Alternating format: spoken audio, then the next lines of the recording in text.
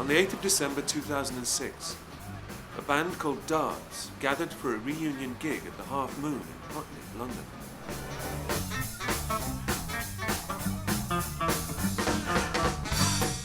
Some of them had not played together for more than 25 years. This film looks back at a band now largely forgotten, but that at one time was one of the most successful British touring bands of the 1970s. A Brighton band called Rocky Sharp and Razors. It started in about 1973. I wasn't at the first gig. In fact, I wasn't in until about maybe 3 gigs into Rocky Sharp and Razors. So anyway, they had to do a show. So they thought, what can we do? So they decided we'll call ourselves Shay Nay Nay, we'll cover the stuff on here, and we'll get dressed up as Teds and stuff like that, or the American version of, anyway. And so that's how Rock Sharp and Razor started. Lipstick, pink lipstick, lipstick, pink. Now is you is or is you ain't? Here come my baby in a Cadillac, her long brown hair's been dyed to black. She looks real pretty in a low-cut dress. Her body's so fine, but her face is a mess. Lipstick. I saw Rocky Sharp and the Razors about 1975 in a pub in South London somewhere. I can't remember where it was now. And they were, they were okay. And they were doing things like Bobby Darin stuff and Connie Francis and pop stuff. And I introduced them to a lot of rhythm and blues and hardcore rock and roll stuff. And they were doing it on stage. And they started to really build up a following, for 2 or 3 years. And they were playing clubs, pubs, colleges, and it was really good for a couple of years, and then they weren't going in any sort of direction, so they joined up with the John Dummer Blues Band and became the Darts. I think what happened, as with most bands, came to a stage where people kind of wanted to go in separate directions, and a few of us were of a like mind, and we just decided to form Darts.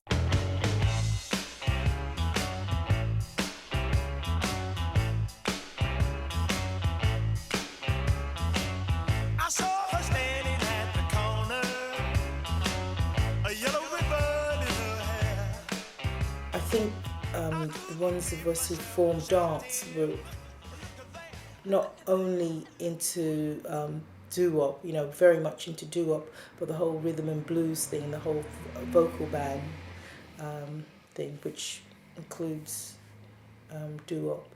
And I think we wanted to explore that more. Well, there's 4 vocalists. Mm-hmm. You need 4 vocalists to do the doo-wop numbers we do. Right. And then beyond that, you get 5 instruments. And when there's 4 vocalists, there's got to be a certain amount of action going on. Yeah. Plus the fact, you've got the people playing the instruments to watch, and you've got the 4 vocalists. And it all makes very exciting watching. The crowds we get are very enthusiastic. Daddy cool, daddy cool, daddy cool, daddy cool, daddy cool, daddy cool, daddy cool, daddy cool, daddy cool, daddy. She let me buy her down to the railroad, and in a tin little honky tonk, cool daddy to the shack. My jump is dimmer, except for one button. But children aren't too frantic, and they rock like down. Daddy cool, daddy cool, the heady cool, daddy cool, the heady cool, daddy cool, daddy cool, daddy. Wow, what a square! We got onto the pub rock circuit, which was very big at the time. And although we were only really playing from the south coast up to London at that time, we were pretty well known. We could get into places like the Golden Lion in Fulham and the Nashville Rooms, Hope and Anchor, that sort of thing. I'm the type of guy that takes lots. Here comes a little hustle here, plenty times of fun. Think of the future, that's what they say. But when tomorrow comes, gonna be today. I like to run down on my 438, make a passion. The very first lineup of Darts for the first gig. On drums was John Dummer, bass was Thump, guitar George Curry, On sax was Horace. On piano, did we have Hammy then? Yes, we did. And then the four singers, Dennis, Bob Fish, Griff, myself. Did I add up to 9? That's great. God, I remember. We didn't dress up as Teddy Boys, but we sort of like had we had sort of an Oxfam thing going on where we would have D-mob suits and stuff, and we would collect from any of these periods. We'd collect from from the 40s into the 50s, and maybe Dennis would wear his Baker 4 drape, and so it spoofs it. But the rest of us would be wearing, I don't know, Root would be wearing a sheep's dress, and I'll be wearing my D-mob suit, and someone else would be wearing something.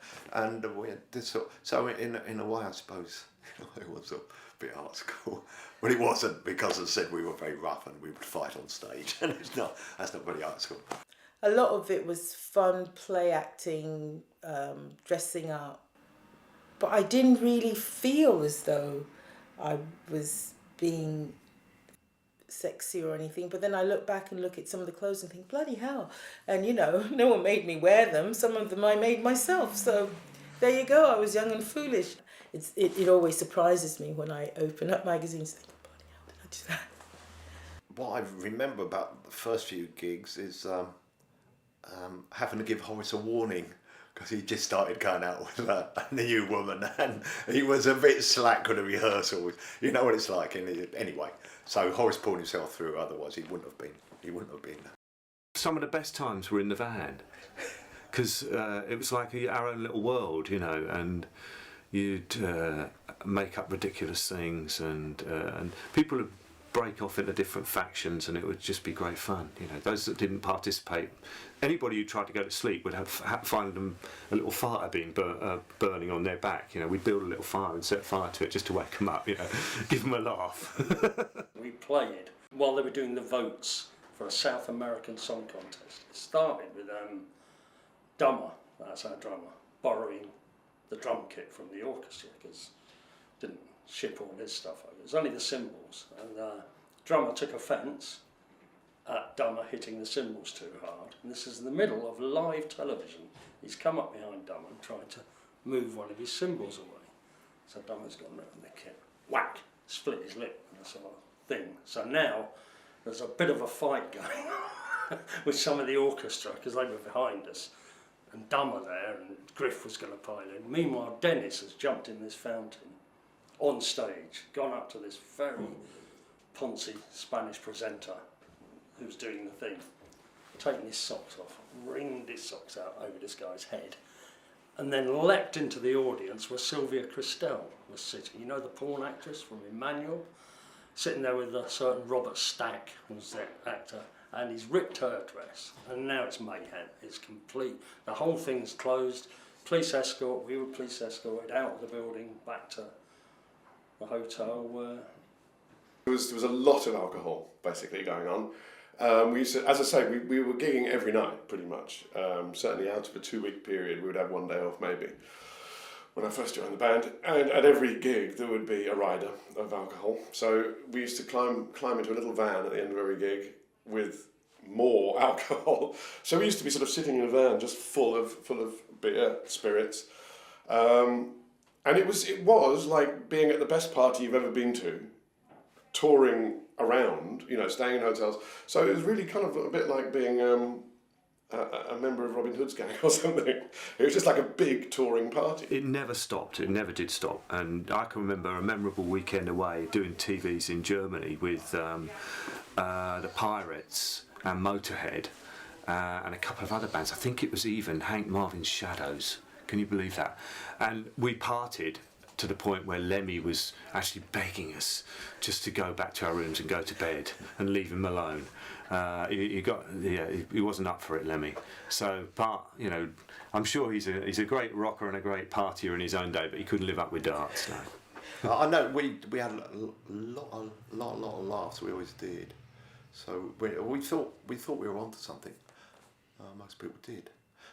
So from July '76, we signed our record deal. Maybe a year later, we got a record company interested, and they put us into the studio. We recorded the first album in a week, And out of that came Daddy Cool and Come Back My Love. Daddy cool, daddy cool, daddy cool, daddy cool. She let me by the hand down to the railroad. There was never going to be much money. There were 9 in the band as members. We had 2 roadies that we couldn't pay. So we said, when we earn money, we're split it with. So it was 11 people splitting pathetic royalties. Wop, do the do, do the wang, do the do, do the wop, do the wang, do the wop. Won't you come back, my love? Don't go away. I need your loving every day. I love you so well. I want you to know I need your love so badly.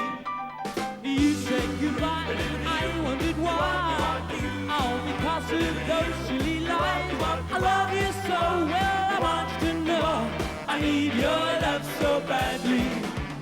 So the record, it was great, and it was great to be on Top of Pops and all that, but really it was about being able to tour and about being able to do it live, because for me, studio and live, chalk and cheese. Studio is one of the most boring things you can do, after the novelty wears off, which is very, very quickly.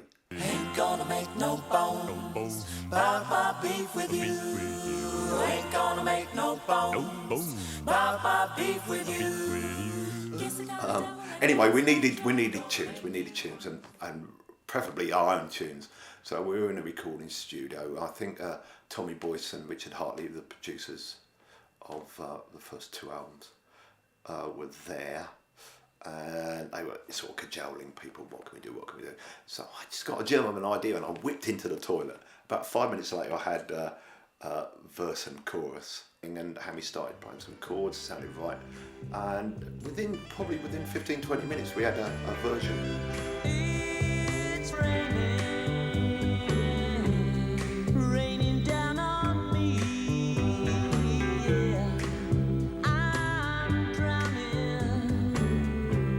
I'm drowning in misery. I'm thinking that now I'm alone. I just want to be going. I wish you were by me to hold me and help me pull through. Girl, I'm crying. Dennis left the band in probably be after It's Raining, really. So that's the last recording that was released with him on it. Well, when Den left, I mean, if we'd been honest with ourselves, we all probably should have said, it doesn't work, Darts, it wasn't just Den. Den needed the rest of us. We needed Den. He'll admit that now. We all admit it. Den left for various personal reasons or other reasons. I'm not exactly sure. I came home from tour one time to find out, in essence, I didn't know at the time, but my father was dying. And it was one of those difficult decisions that you make sometimes: stay with the band you love, or take responsibility for other sides of your life. And one seemed more important than the other in the long term. So I went with that one. We went through the most outrageous auditioning process in England, and some of the people just turned up. Honestly, sometimes I don't know how we got through the audition process. Can you sing bass? Actually, no. Why are you here? Can you sing? No. Why are you here? So in the end, we had to go to the States. We thought we wanted to find, the real deal. And we found Kenny, who was a natural bass and into his R&B, but not so much vocal group in the 50s. But he caught on quick enough. He had the right sort of attitude. But he was totally different from Dennis. Obviously, you know that. He was a big, smooth bloke, and Dennis a little wiry bloke who jumps in your face all the time. So it was different. So it changed the complexion of Darts.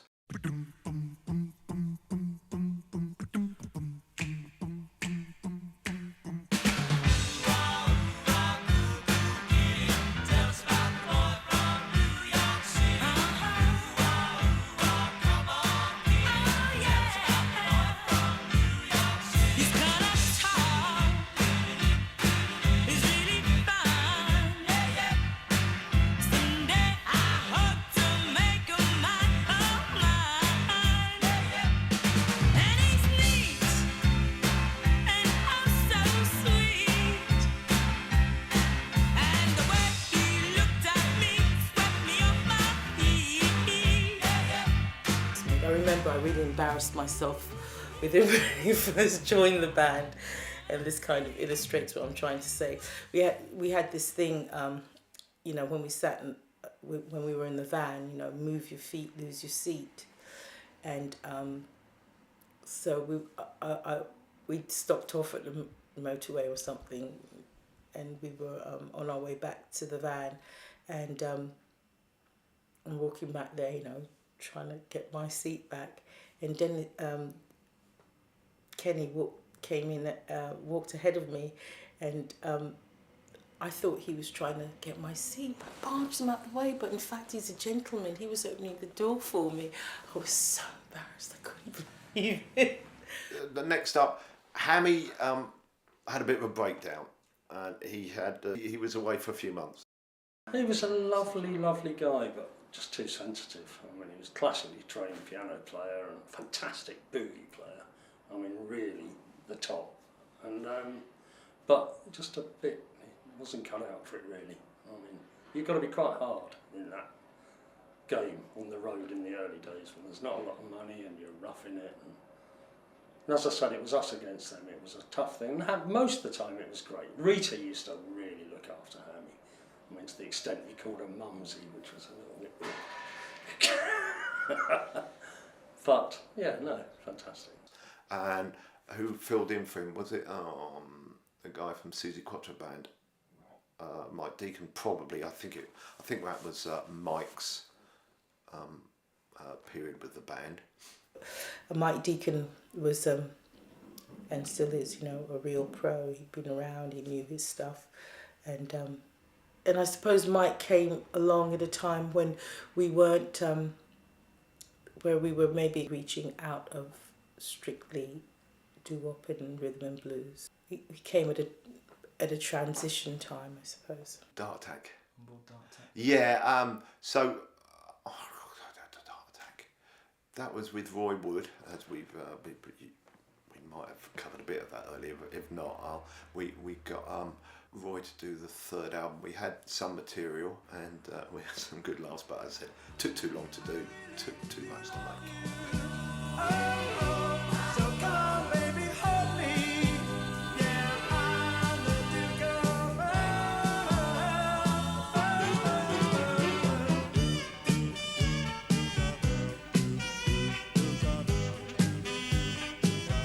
I can't remember whose idea it was. It would have been one of the band, that's for sure, about the Duke and the Queen and the Duke thing and the footman thing. And the topless girl is just completely irrelevant, isn't it? I think that was just...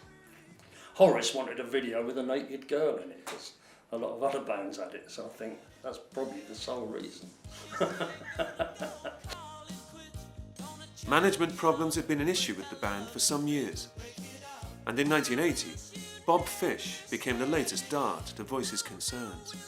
It was just the realisation that, you know, what was going on with our management at the time, you know. So it's the old story. And I just suddenly woke up and, as, you know, Den told us, and then George told us, and John Dummer told us, and then suddenly I woke up to what was going on and I just got out. Bob, England, he's dead now, so got I. I mean, he was a complete bastard. I mean, he just ripped us off right down the line that I wasn't aware of at the time. I was having too much fun on the road. You think the money's being looked after, which of course it is, but not to your benefit. Unfortunately, I didn't want to leave the band. I mean, we were a real family, and you know, I loved it. You know, it was you know, brilliant. But there, you know, you have to.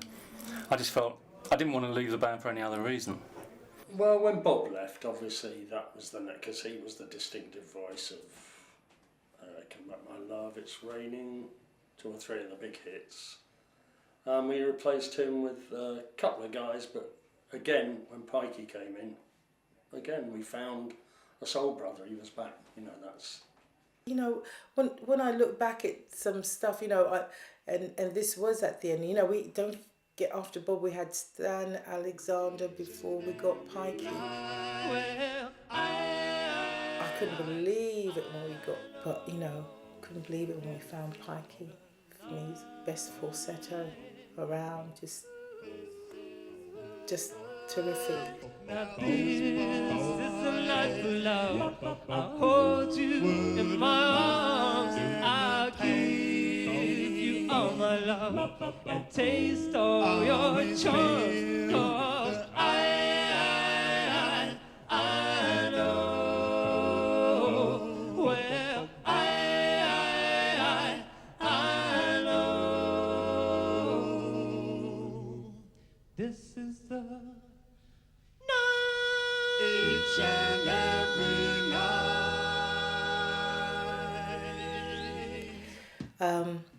So on the one hand, you might say, well, you know, with all those changes, and you know, by the time we got to Pikey, we weren't having any more hits. However, I tend to think musically, yeah. There is an island in the southern seas, my dying father told to me. A paradise on earth, my legacy, the islands of Bermuda.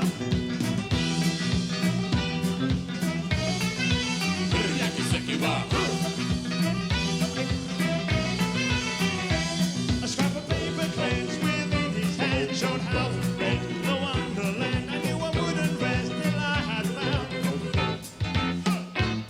the islands of Bermuda.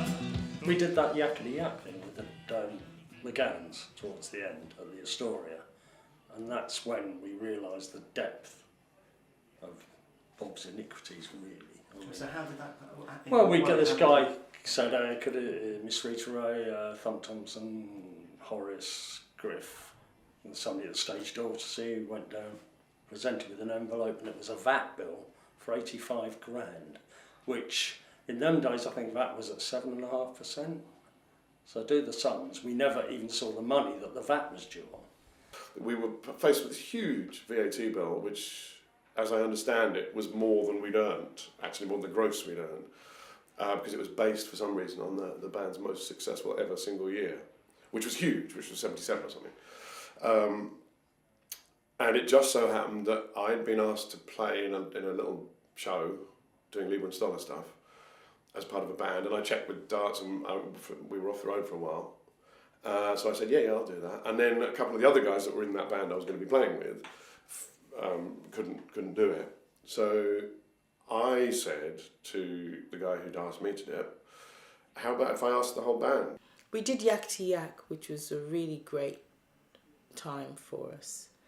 And by then we'd stopped being with our manager.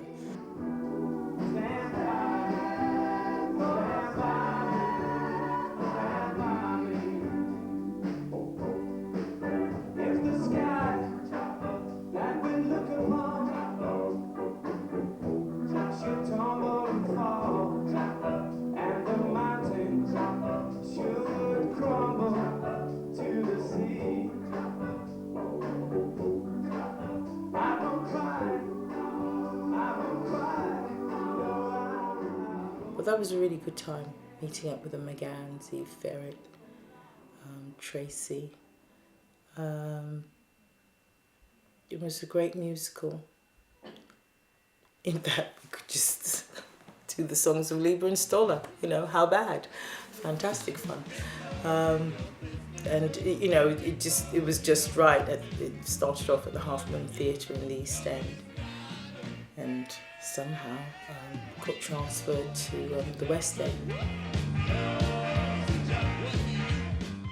Following the success of Yakity Yak, the band were offered live gigs, but not the kind the band were looking for. What I do remember is that we didn't want to do the sort of chicken in a basket circuit, and we'd had a really good time, a really good shout, and decided to call it a day. And you know, I think people were drifting off towards other things as well. Our last gigs might have been a summer, you know, a May ball at Oxford or Cambridge. We did a lot of those. Yeah. Time to call it a day. Yeah, time to call it a day. I saw a crazy chick walking down the street. I said, ooh, pretty baby, why the great big teeth? She said, wow, what a square, don't you dig the scene? Daddy Cool's playing his piano machine. Well, Daddy who? Daddy Cool. Well, Daddy who? Daddy Cool. Daddy Cool, Daddy Cool. Daddy Cool. Daddy Cool, Daddy Cool. Daddy Cool. Daddy Cool, Daddy Cool. Ah, Daddy Cool, Daddy. She let me by the hand. Daddy Cool. That's the way. We were a bit unlucky because Come Up My Love was number 2 against Wuthering Heights. Huge record. Huge record. Then we had Boy from New York City against Rivers of Babylon, Boney M. Huge record. Then It's Raining, number 2 to 3 Times a Lady. Huge. These are probably 3 of the biggest records of the year. If we'd have had a release a couple of weeks either side, we'd have had 1 number 1 at least. And maybe we'd have had 3 and history would have been different. But it isn't.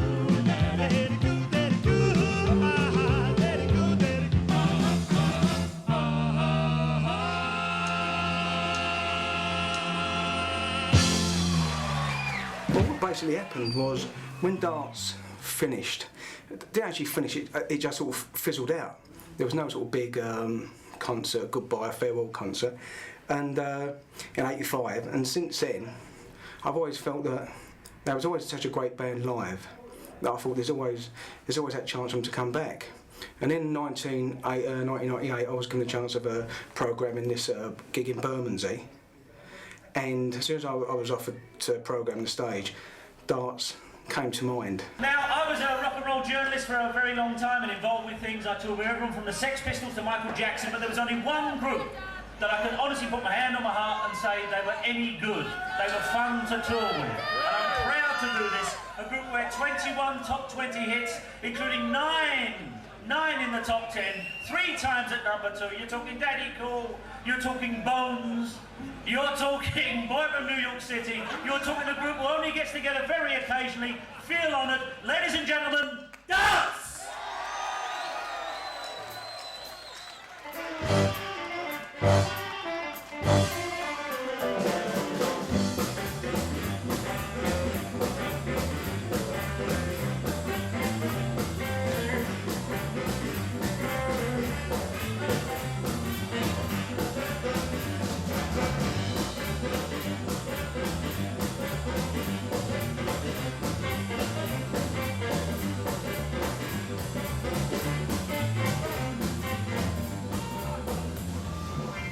I came to the Darts through a good friend of mine, Monty Smith, when I was on the NME.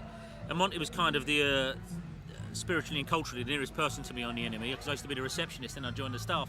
And Monty said to me, never mind about, Joy Division, never mind about, whoever was the in bands at the time. He said, you ever been around with he said, they're not pop or rock musicians, they're people, they're real good people. And I didn't know, I knew it was where the Darts were a very successful pop band, but it wasn't until I toured with him I saw what he meant.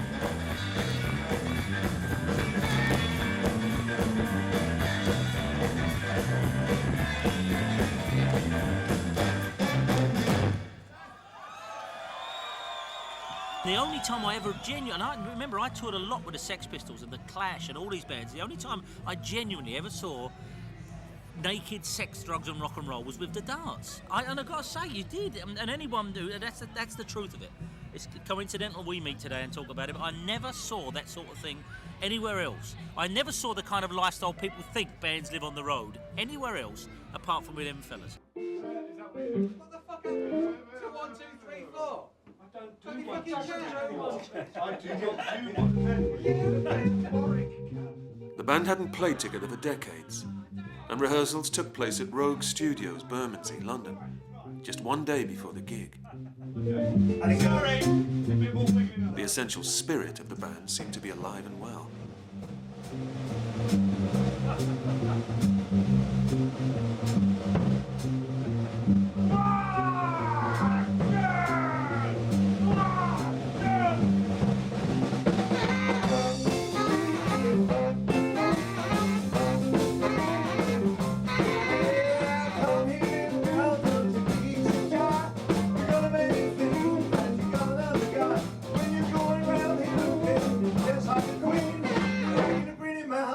You wanna be seen? What's the matter now?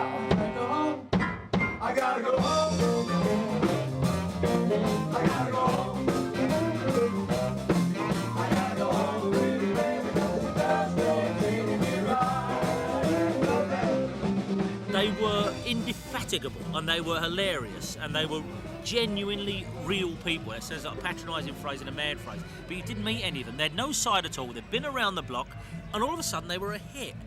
And they were pretty much doing the records they wanted. They did the songs they wanted to do. And they had the only there's many tragedies of darts, but the only real tragedy is they had their hits just before the video era. If they'd have had videos, they'd have made a lot more money, because there was 9 of them.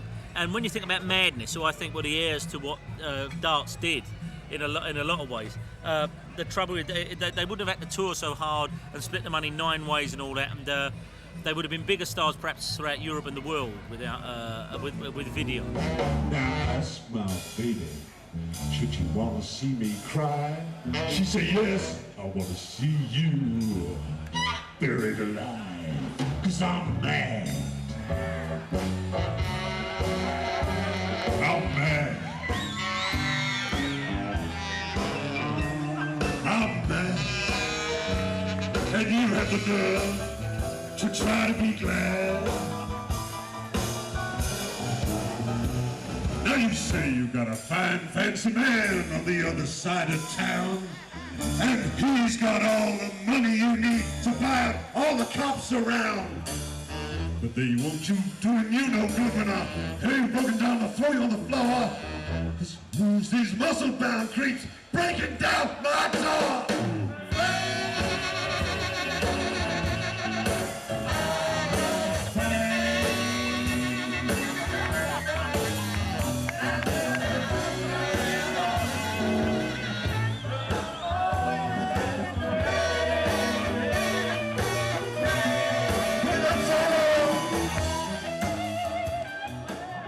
Den's nuts. Den's nuts. He's beyond help, beyond therapy, beyond... I don't know, I've seen Jack Nicholson in One Flew Over the Cuckoo's Nest. I think they should try that on him, even if it kills him. Even if it kills him, because I think that's what he wants. No, I think that's what we want.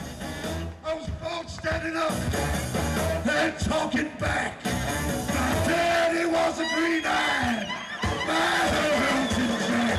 'Cause I'm evil. My middle name is Misery. Oh yeah, 'cause I'm evil. So don't you mess around with me.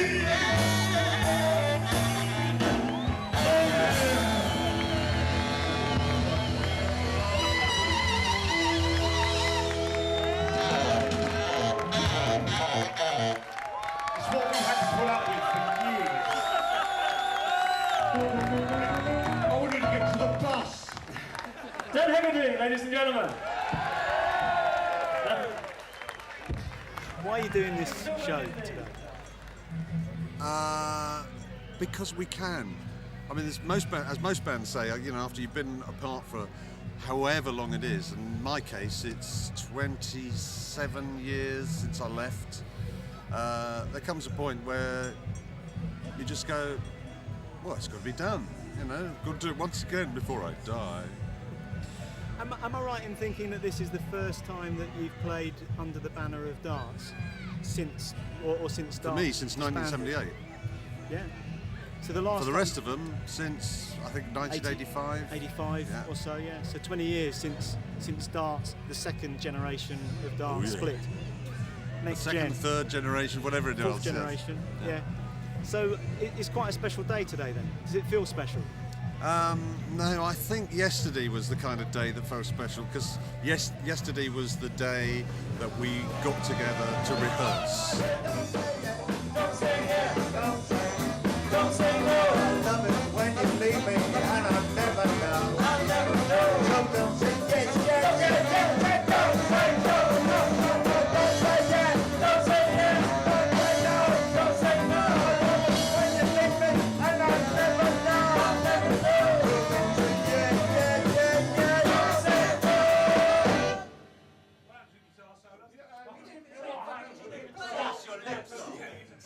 The gig was a success, but Phil Trousers Burkett, the newly self-appointed tour manager, wondered if a reunion with all 4 original vocalists might be possible.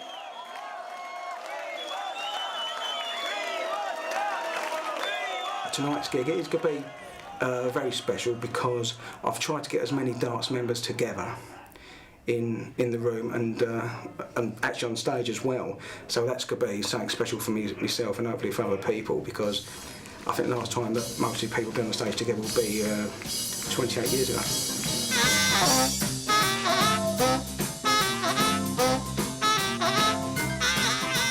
Come here, little girl, don't you be so shy. You're gonna make me think that you got another guy. You're going round here looking just like a queen. In your pretty mouth, cause you wanna be seen. Hey boy, what's for now? I got to go home. I gotta go home. I gotta go home. It's 26 years since I played with the guys. So this year was the first year that they've invited me to get up and sing, so here I am. You know. When was your last gig with Darts? 1980, end of 1980. Yeah. The very last thing I did was at the BBC, the day that John Lennon died. Come back, my love. Don't go away. Come back, my love. Come back to stay. I love you so well. I want you to know I need your love so badly. Wham, do the wham, do the wham, wham, do the wham. I want you come back, my love. Don't go away. I need your loving every day. I love you so well. I want you to know I need your love so badly. When you said goodbye, I wondered why. All because of those silly lies. I love you so well. I want you to know I need your love so badly. It was Kenny Everett who actually, I think, used to have on his TV show, or he may have even released an album of the worst records in the world. And one of them was a death song called I Want My Baby Back. And it was a thing recorded in the 50s or 60s. And it was a great record. It's about a guy whose girlfriend's killed in a car crash and he can't live without her, so he goes and digs her up. And I thought that was particularly amusing. So I decided I wanted to write a death song, and I couldn't do it in that sort of 50s style. So I decided to do it in the country and western style. So we set off in the car, but before we got too far, just ahead, a runaway truck rolled out of a driveway. Well, it blocked the road a treat, but its cargo wasn't so neat.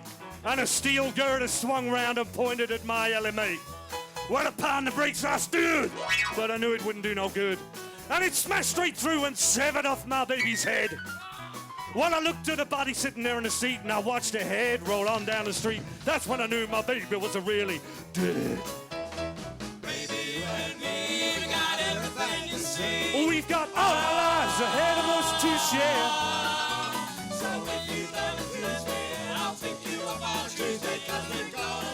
The first time I saw them was on, and I still remember it very bizarrely. I was 10 years old and they were doing Daddy Called and the Girl Can't Help It, and it was on a Friday night, and I wish I could remember what show it was, but who would expect me to? But yeah, I certainly remember it was a Friday night. It was kind of a tea-timey type show, and it just blew my mind. I was I liked rock and roll then anyway, and I think most people did then. It was like the revival was sort of everywhere, with Grease was a big hit and Happy Days was on, and the Buddy Holly was in the charts and all that sort of thing. What you wanna do? I don't care. I dug your conversation and it ain't nowhere. It was like a really cool rock and roll common band, and it was an amazing thing to see. And from that moment on, for what felt like the next 20 years, but was probably the next 6 months or 8 months or something, that was my life. I gotta go home. I gotta go home. I gotta go home, pretty baby, 'cause you just ain't treating me right.